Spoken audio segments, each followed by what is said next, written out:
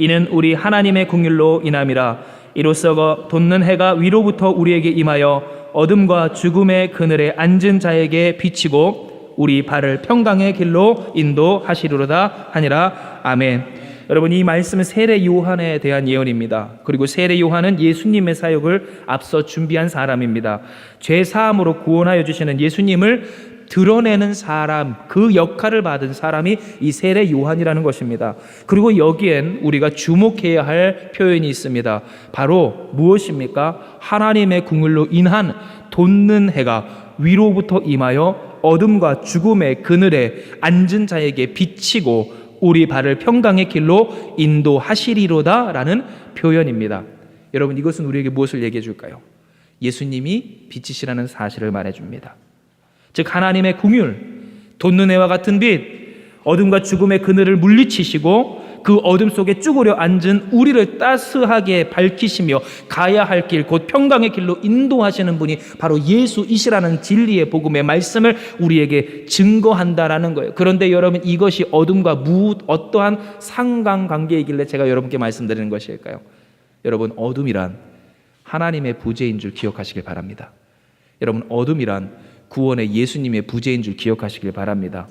곧 우리의 인생, 특별히 믿는 자나 믿지 아니한 자라 인생에 소망이 없고 기쁘지가 않고 능력이 없고 보람이 없고 가야 할 길을 몰라 항상 헛디디는 것 같고 헛디디고 그 가운데 얻는 결실도 교훈도 없는 인생을 산다 할 때, 여러분, 그것은 물질이 없어서가 아니라는 거예요. 인복이 없어서가 아니라는 거예요. 운때가 맞지 않아서가 아니라는 거예요. 여러분, 누구의 부재입니까? 예수님의 부재라고 오늘 성경이 우리에게 말씀하시고 하나님이 우리에게 깨닫게 하여 주신다라는 거예요. 그렇다면 여러분, 우리는 깨달아야 돼요. 왜 다른 것 아닌 예수님이 빛이신가라는 거예요. 왜 물질이 아닌 예수님이 빛이신가라는 거예요. 왜 내가 좋아하는 그 사람이 아닌, 혹은 내가 정말로 사랑받고자 하는 오늘 이와 같은 이 세상의 환경이 아닌, 바로 그것이 오직 예수님의 이름이 나의 인생의 빛인가? 그 답은 간단합니다. 요한복음입니다. 요한복음 1장 1절에서 5절의 말씀입니다. 요한복음 1장 1절에서 5절의 말씀.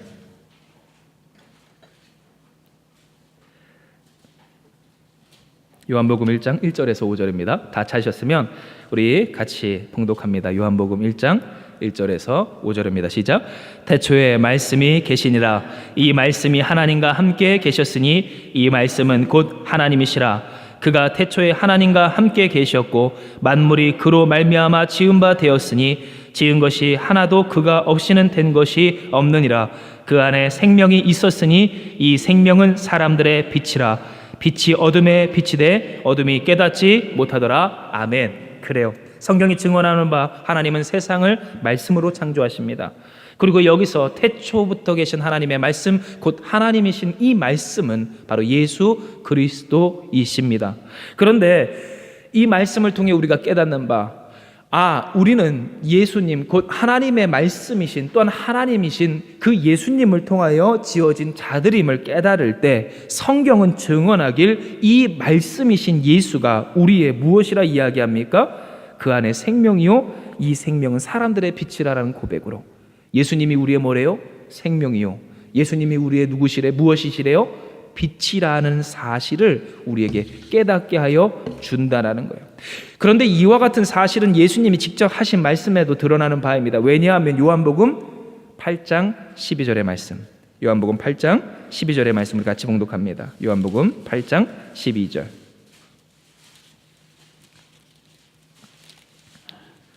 제가 여러분을 위해서 봉독해드리겠습니다. 요한복음 8장 12절의 말씀입니다. 예수께서 또 이르시되 나는 세상의 빛이니 나를 따르는 자는 어둠에 다니지 아니하고 생명의 빛을 얻으리라 하셨기 때문입니다. 여러분, 예수님이 직접 말씀하시는 거예요. 또한 오늘 그 예수님이 직접 하신 말씀을 기억했던 이 사도 요한이 증언한 바, 예수님은 누구시래요? 태초부터 계신 말씀이래요. 우리를 지으실 때 우리를 지으신 하나님의 그 말씀이래요. 그런데 그 말씀이 우리에게 생명이 되고 그 말씀이 우리에게 빛이 된 것은 우리가 살아 숨쉬고 우리가 인생을 가치 있게 살고 우리의 인생을 가치 있게 여기며 우리로 하여금 빛 가운데서 살아가게 될 수 있는 그 능력이 바로 예수님 한 분으로부터 나음을 그가 들었고 경험했고 어떤 바닥기 때문이라는 것이죠. 이와 같은 예는 여러분 어디에 있습니까? 소위 말씀의 권세, 하나님의 능력을 잃어버린 이 최초의 인간 아담과 하와의 예에서부터 우리는 깨달을 수 있어요. 여러분, 아담과 하와는 어떠한 능력이 있었습니까? 어떠한 권세가 있었습니까? 특별히 아담에게는, 이 태초의 인간에게는 어떠한 짐승에게도 해를 입지 아니하는 능력이 있었습니다. 그들의 이름, 곧 그 존재를 규명할 수 있는 그 지혜가 있었습니다. 우리로 따지면 어떠한 것이에요? 여러분, 세상의 그 만물을 보면서도 그 만물의 진리를, 가치를, 그리고 그 기능을, 의의를 온전히 알 수 있는 힘이 그들에게 있었다라는 사실입니다. 그런데 여러분, 중요한 것은 그들이 잃어버려요. 그 능력을 잃은 이후에 그들은 무엇하게 됩니까? 그저 땅의 소작물로 먹고 살아가게 되는, 죽을 수밖에 없는 비참한 존재가 되어 버립니다. 여러분, 이와 같은 모습에서 우리는 무엇을 깨달아요? 우리가 잃어버린 이 하나님의 능력과 권세란 이 세상에서 보잘것없다 여길 만한 것들이 아니라는 거예요.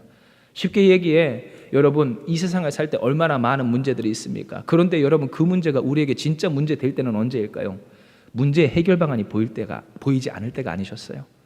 무엇을 어떻게 해야 할지 알지 못할 때, 내가 어떻게 해도 그 일을 도저히 풀 수 없음을 내가 철저하게 뼈저리게 깨달을 때, 지금 내가 보이는 잠시 잠깐의 내 이 살 길을 내가 선택하면 내 인생이 잘 풀릴 줄 알겠는데, 아마 모든 분들이 다 경험하셨을 거예요. 잘했다고 한 그 선택에 도리어 나의 목을 조이는 여러분, 그와 같은 경험을 해보지 않으셨냐고요. 그때 인간 좌절합니다. 낙심합니다. 어둠 속에 있다라고 이야기하는 거예요. 그러면 여러분, 질문할게요. 진짜 그 어둠이 어디서부터 왔는가? 어디서부터 왔을까요? 인간이 낙원을 잃어버릴 그때 함께 잃어버린 그리스도 예수의 빛을, 오늘 여러분, 그 빛을 붙들지 못하고 살 때 그 빛의 부재로 말미암음임을 우리는 깨닫게 되는 거예요. 내가 어떠한 길을 선택하든, 내가 그 어떠한 상황과 환경 가운데 있든, 나로 하여금 분별하게 하시고, 나로 하여금 깨닫게 하시고, 나로 하여금 인도하여 주셨던 그 주님의 능력을 잃는 순간부터, 그 빛이신 주님의 생명을 잃는 순간부터 먹어도 먹는 것이 아닙니다. 입어도 입는 것이 아닙니다. 여러분, 그래서 우울증에 걸린 사람들의 특징이 뭐예요? 아무리 좋은 것을 입에 갖다 넣어줘도 여러분, 맛을 느끼지 못해요. 그런데 얼마나 많은 인생과 사람들이 그러합니까? 이 세상에 있는 사람들이 그렇다는 거예요.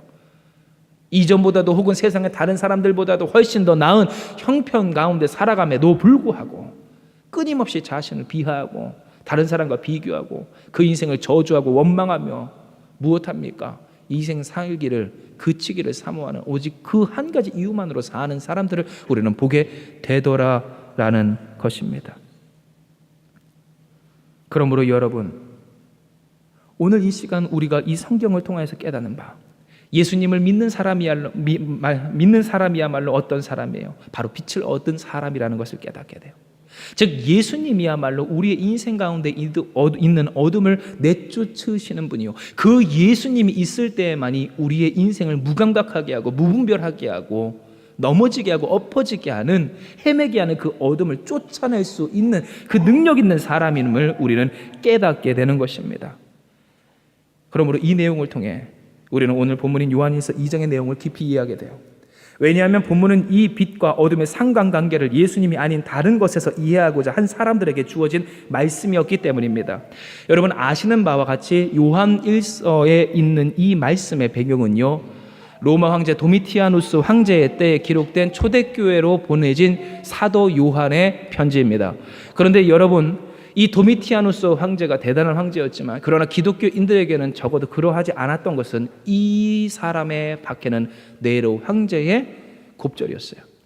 네로 황제는 그 박해를 사자에게 밥을 주고 불을 태워 죽이고 개에게 물어 뜯겨 주게 하고 목을 잘라 죽이기를 로마 시내에 있는 기독교인들의 한정에 해서 그렇지만, 아시다시피 도미티아누스 황제는 어떻게 했다고요? 그 네로의 뒤를 이어 더욱더 악하게 독하게 모든 로마 전역의 제국의 지배를 받는 식민지 사람들에게 그 모든 순교와 박해를 덮어씌웠다는 거예요. 그러므로 얼마나 많은 사람들이 죽어나갔는지요, 얼마나 많은 사람들이 예수님 믿는다는 이유 하나만으로 사랑하는 자식을, 저희로 따지면 은호를 잃어버리는 거예요. 부모를 잃어버리는 거예요. 내가 예수님을 믿게 해달라고 기도한 그 사람, 그래서 나를 통하여, 이 부족한 나를 통하여 예수님을 믿어 주님으로 말미암아 구원받게 된 그 사람, 그런데 어느 날 뒤를 돌아보니까 소식이 들려오기를 그 사람이 사자밥이 돼서 죽었대요. 돌팔매를 맞아 죽었대요. 그와 같은 현실 가운데 살아가게 된 거예요. 여러분 어떠시겠어요? 이에 초대교회 성도들은 흔들립니다. 왜냐하면 그 내부적인 이 교회 안에서 영지주의 세력이라는 이단이 그들에게 이야기하기를 이 세상은 악한 거야. 어떻게 해도 소용이 없는 거야. 아무런 의미가 없어. 그저 하나님의 영이 너희에게, 우리에게 주어지면 돼. 그 깨달음만 있으면 돼. 우리로 따지면 말씀만 알면 돼. 하나님이 우리의 구원되심을 알면 돼. 그러면 어떻게든지 살아갈 수 있어. 그래도 돼. 라고 이야기하는 바. 그들 가운데는 어떠한 마음의 갈등이 있어요. 그래, 내가 십자가 질 필요가 없어. 내가 그렇게 사랑할 필요가 없어. 그 두려운 사랑, 아픈 사랑, 내 살점을 떼어서 먹여야 하는 그 사랑, 그렇게 살점을 떼어 겨우 먹여놨는데 언제 죽을지 모르는 그 사랑, 이제 내가 할 필요가 없어. 내가 희생할 필요가 없어. 그와 같은 생각이, 사상이 그들 가운데 틈타기 시작한 것이었기 때문이에요. 그런데 여러분, 이와 같은 이 초대교회의 분위기 안에는 여러분 무엇이 크게 작용하고 있어요? 그들이 생각하는 이 어둠의 출처를 바로 예수님의 부재가 아닌 이 세상에 두는 문제가 있었다는 거예요. 우리가 여러분 앞서 잊지 말아야 된다고 하는, 이 착각하지 말아야 한다고 하는 이 어둠의 온전한 출처, 여러분 그 어둠의 온전한 출처는 뭐라고요? 예수님의 부재인 줄을 여러분 똑똑하게 기억하시길 주님의 이름으로 축복합니다. 그런데 이 초대교회 성도들도 자꾸만 착각하는 거예요. 세상이 어려우니까 내 마음이 어둡게 됐다는 거예요. 이 현실이 어두우니까 내 생각이 어둡게 됐다라는 거예요. 내가 괴로운 인생을 살기 때문에 지금 내가 어둠 속에 거하고 내 신앙이 이렇게 쭈그러들었다고 생각을 하는 거예요. 그러므로 그들은 자꾸만 위축되었다는 거예요. 그런데 성경이 이 요한일서의 말씀을 통하여서 하나님이 그들에게 이야기하시기를 그 이유가 아니라고 이야기를 하는 거예요. 여러분, 이 시간 우리가 읽을 수 있는 이 요한일서의 말씀에 보면 여기에서는요, 사랑에 대한 말씀이 있어요. 그리고 그 사랑에 대한 이 계명이 과거의 것, 곧 구습의 것, 구약의 말씀의 것, 특별히 여기서 여러분 과거의 것, 옛 것이라고 하는 이것을 이 사도 요한이 더욱더 강조한 것은 초대교회, 특별히 영지주의 이단은요, 구약의 말씀, 그들에게 주어진 그 구약의 토라라는 이 말씀을 그들은 부정하게 여겼어요. 하나님, 그 구약의 하나님을 부정하게 여겼다는 거예요. 그러므로 그 구약의 하나님이 주신 이 말씀에 대해서 그들은 거부합니다. 그들에게 있어서 진짜 하나님의 말씀은 뭐예요? 예수님의 말씀만이었다는 거예요. 여러분, 이게 바로 문제였어요. 그런데 이 사도 요한이 이야기하길 아닙니다. 옛날부터 하나님은 우리에게 사랑하라 말씀하셨습니다. 하나님 사랑, 이웃 사랑 말씀하여 주셨습니다. 이미 그것을 여러분이 다 아는 바입니다. 즉 무슨 말이에요? 여러분의 신앙이 흔들릴 필요가 없어요. 이 세상이 그렇다 할지라도 여러분이 위축될 필요가 없습니다. 우리의 인생에 있는 어둠, 이 신앙의 어둠은 이 현실의 어려움이 아니라 바로 우리가 지금 붙들지 못한 그리스도 예수의 부재 때문입니다라고 지금 이야기하고 있다는 것이죠. 그러므로 여러분, 오늘 우리가 이 말씀을 통해 깨닫는 바, 우리는 무엇을 깨닫게 됩니까? 상황과 환경과 여건이 아니라는 거예요. 지금 이 시간 이 말씀이 이야기하는 것은 그저 사랑하라, 사랑해야 주님의 계명을 지키고 그 빛 가운데 거합니다 라는 그 단순한 사랑에 대한 말씀이 아니라 이 사랑을 왜 포기하는가? 이 사랑을, 곧 이 모든 하나님의 말씀과 계명과 율례가 이 사랑 안에서 완성된다라고 하는 이 하나님의 온전하신 뜻 앞에서 왜 이 사랑을 포기하는가? 하나님이 우리에게 축복하시기를 전화위복되라고 말씀하십니다. 복의 근원이 되리라 말씀하여 주십니다. 우리로 하여금 온전히 세워주리라 말씀하여 주십니다. 우리를 사용하여 주시리라 말씀하여 주십니다. 그런데 여러분, 질문할게요. 이 모든 것들이 무엇으로 말미암아 이루어질까요? 모든 계명이 사랑으로 말미암아 성취되는 줄 믿으시길 바랍니다. 복의 근원이 되고 싶은 사람은 사랑해야 된다라는 거예요. 인생이 전화위복되고 싶은 사람은 사랑해야 됐다라는 거예요. 그 삶이 성결해지고 싶은 사람도 사랑해야 됐으며, 그 인생이 하나님께 칭찬받고 싶은 사람도 오직 하나님과 그 하나님이 허락해 주신 형제를, 이웃을 사랑해야 됐었다는 거예요. 초대교회 성도들은 그리하여 사랑하고자 했습니다. 그런데 사랑하다가 지금 큰 벽에 부딪힙니다. 현실의 벽입니다. 그러므로 그들은 생각했다라는 거예요. 이 사랑을 할 수가 없는 이유, 사랑하지 않아도 되는 이유, 그것은 바로 어둠 때문이라고, 이 현실 때문이라고, 고통 때문이라고, 해도 소용없는 이 세상 때문이라고 이야기할 때 하나님 지금 그들에게 이야기하는 거예요. 아니야. 그러므로 우리가 이 말씀을 찾아 봉독할 때 여러분, 우리 요한일서의 말씀, 특별히 우리가 읽은 이 말씀 가운데 8절의 말씀을 같이 봉독합니다. 8절의 말씀, 하나님이 그들에게 또 우리에게 주시는 말씀입니다. 같이 봉독합니다. 시작. 다시 내가 너희에게 새 계명을 쓰노니 그에게와 너희에게도 참된 것이라. 이는 어둠이 지나가고 참 빛이 벌써 비침이니라. 아멘. 주님 뭐라고 하셔요? 아니야, 어둠은 너에게 이미 지나갔다. 너에게 있는 것은 어둠이 아니다. 너에게 있는 것 고통인 것 안다. 왜냐하면 그 주님도 우리를 위하여서 인간이 느낄 수 있는 모든 고통을 다 겪으신 분이기에 내가 너희를 동정한다.